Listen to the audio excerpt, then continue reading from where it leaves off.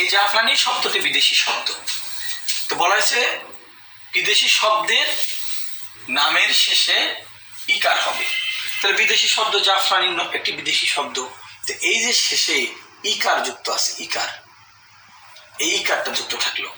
জাফরান, জাফরান, এর মধ্যে কিছু ইকার নেই, শেষে ই আছে, অর্থাৎ জাফরান শব্দর সঙ্গে ই যোগ করে ইকার হয়েছে, জাফরানি। তাহলে আমাদের শেষের এই শব্দটার মধ্যে কি আসলো? ইকার আসলো। আমরা কিন্তু ইচ্ছা করলে দীর্ঘ ইকারও দিতে পারতাম, কিন্তু না, পাবো না। বলা আছে যে বিদেশি শব্দ হলে কি করতে হবে? আমাদের হ্রস্ব ইকার দিতে হবে। তো আরেকটা বিষয়, আমরা যদি এরকম করে লিখি বনেদি, বনেদি, বনেদি, ব্যবসায়ী গোষ্ঠী, এটি মূলত এই যে দি, আমরা কিন্তু দি বানান দীর্ঘ ইকারও দিতে পারতাম, কিন্তু আমরা দেইনি। কেন দেইনি? বলা হচ্ছে বিদেশি শব্দের বানানের ক্ষেত্রে নামের শেষে হ্রস্ব ইকার যুক্ত করে দিতে হবে। এটা একটা অংশ। আচ্ছা, যেমন বলা হয়েছে ভাষা, আমরা কি শুনেছি? এখন পেয়েছি আমরা ভাষার নাম। যে ভাষা হিসাবে আমরা যদি আরবি শব্দটা দিই, আরবি একটি ভাষার নাম, তাহলে আরবি দিলাম। আমরা হিন্দি দিতে পারি, কারণ আরবি বানানে শেষে হ্রস্ব ইকার হবে। হিন্দি বানানে শেষে এই শেষে দয়ের সঙ্গে যে ন, তার সঙ্গে যে ঋষিকার শেষে হবে। আবার যদি আমরা লিখি সাঁওতালি, সাঁওতাল কিন্তু মূল শব্দ, এর সঙ্গে যখন ই যোগ করা হয় সাঁওতালি ভাষা হয়ে যায়। আচ্ছা, তাহলে এটা আমরা পেয়ে যাচ্ছি। আবার আমরা আরো পেতে পারি, পার্সি যদি বলি, তাহলে কথা হচ্ছে এই যে শব্দের শেষে হ্রস্ব ইকার, প্রত্যেকটা শব্দের সঙ্গে হ্রস্ব ইকার, এই হ্রস্ব ইকার, এই হ্রস্ব ইকার, শেষে এই হ্রস্ব ইকার, এই হ্রস্ব ইকার। অর্থাৎ যদি আমরা ভাষার নাম পাই, সেই নামের ক্ষেত্রে আমরা অবশ্যই শেষে হ্রস্ব ইকার দেব। জাতির নাম, জাতির নাম যেমন চীন, না, আমরা জাতির নাম যদি আমরা দিই, আমরা নিজরা, বাঙালি, এটা একটি জানি। তারপরে হচ্ছে পর্তুগিজ,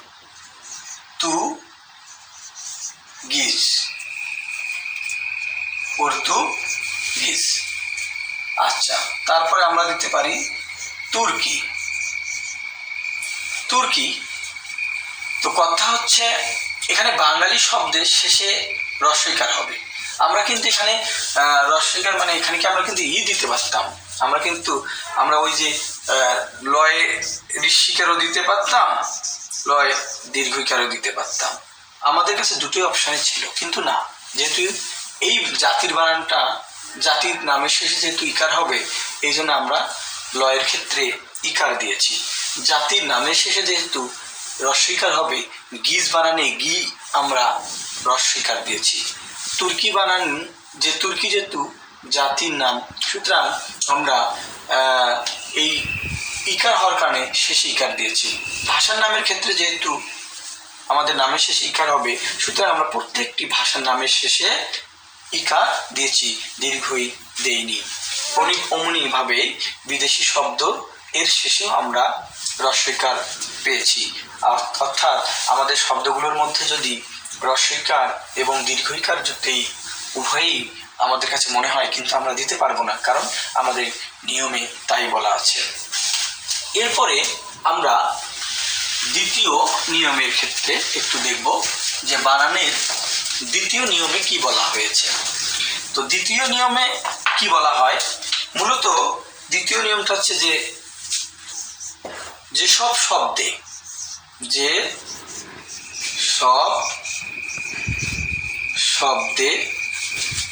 হ্রস্ব ইকার এবং দীর্ঘ ইকার অথবা হ্রস্ব এবং দীর্ঘ উভয়ই আছে। হ্যাঁ, সে সব শব্দের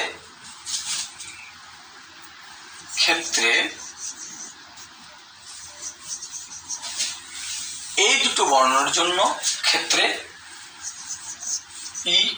এটি এবং এই দুটো বর্ণের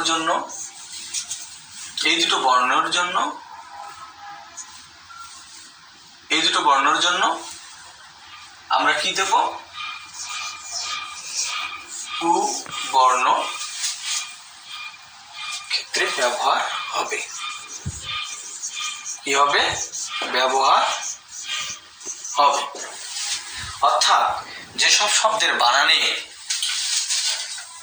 দীর্ঘ স্বর এবং হ্রস্ব স্বর উভয়ই থাকবে, এই সব শব্দের ক্ষেত্রে আমরা এই দুটো বর্ণের জায়গায় এটি লিখবো, এই দুটো বর্ণের জায়গায় আমরা এটি লিখবো।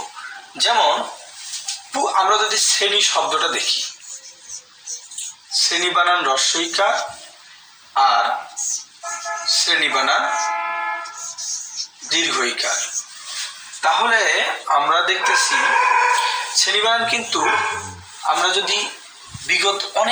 আমরা যদি বেশ কিছু দিনের পূর্বের বোর্ড বইগুলো তো দেখি, সেখানেও কিন্তু দেখব আমরা শ্রেণী বানান দীর্ঘইকার যুক্তও পাবো। যে কোনো জায়গায় আমরা আবার শ্রেণী বানান হ্রস্বইকার যুক্তও পাবো। তো কথা হয়েছে এরকম যে শব্দগুলোর ক্ষেত্রে দুটোই আছে, হ্রস্বইকার দীর্ঘইকার কিংবা হ্রস্বকার দীর্ঘকার উভয়ই আছে, উভয়টাই রাইট। সেই সব শব্দের ক্ষেত্রে আমরা শুধুমাত্র হ্রস্বইকার যুক্ত শব্দটি দেব। তাহলে হ্রস্বইকার যুক্ত শব্দ কোনটি? শ্রেণী বানান এইটা।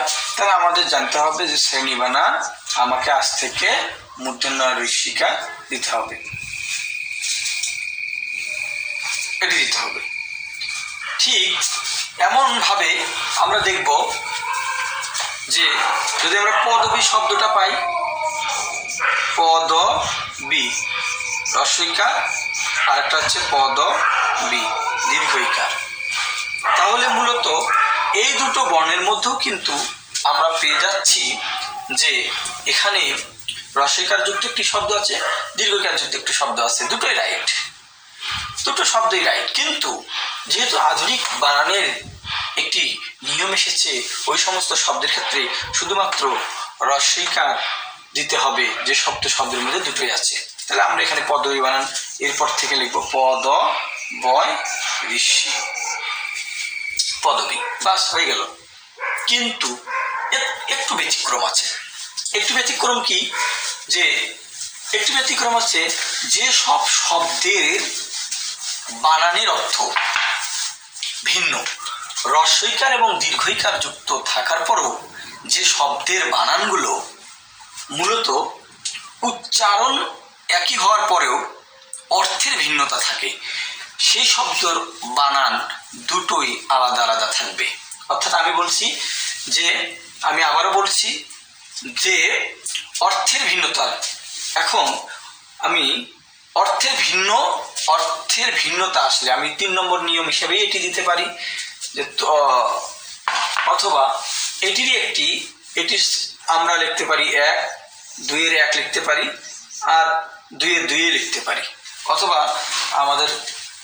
আমরা যদি মনে করি যে এটি 2 এর ক আরেকটা 2 এর খ যদি আমরা দেই। 2 এর খ কি? আমরা যে উদাহরণগুলো দিয়েছি সেতে তবে অর্থের ভিন্নতা থাকলে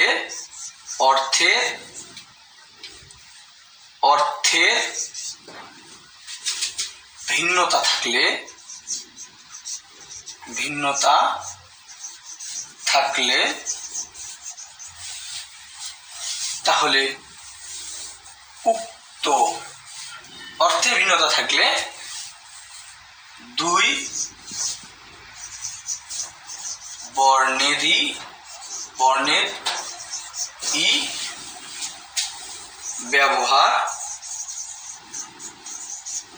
হবে।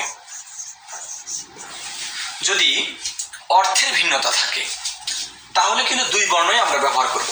যেমন এর আগেই কিন্তু আমি শ্রেণী বানান, যে শ্রেণী বানান হ্রস্বইকার এবং দীর্ঘইকার দুটোই আছে, তার মধ্যে আমরা শুধুমাত্র হ্রস্বইকার যুক্ত শব্দটাকেই ব্যবহার এর জন্য নিয়েছি বা আমরা লিখব।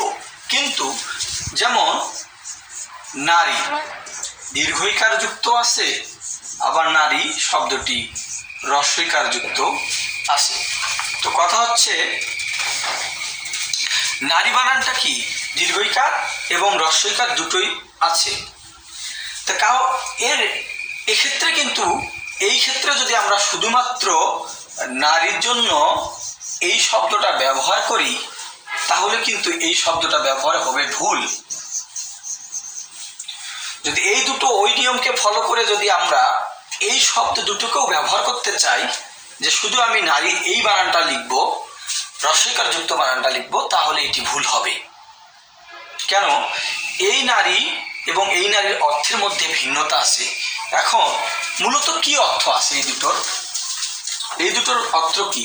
মানে একটি হচ্ছে মহিলা, প্রথম নারী অর্থ হচ্ছে কি মহিলা, আর দ্বিতীয় এই শব্দের নারী শব্দ অর্থ হচ্ছে পারি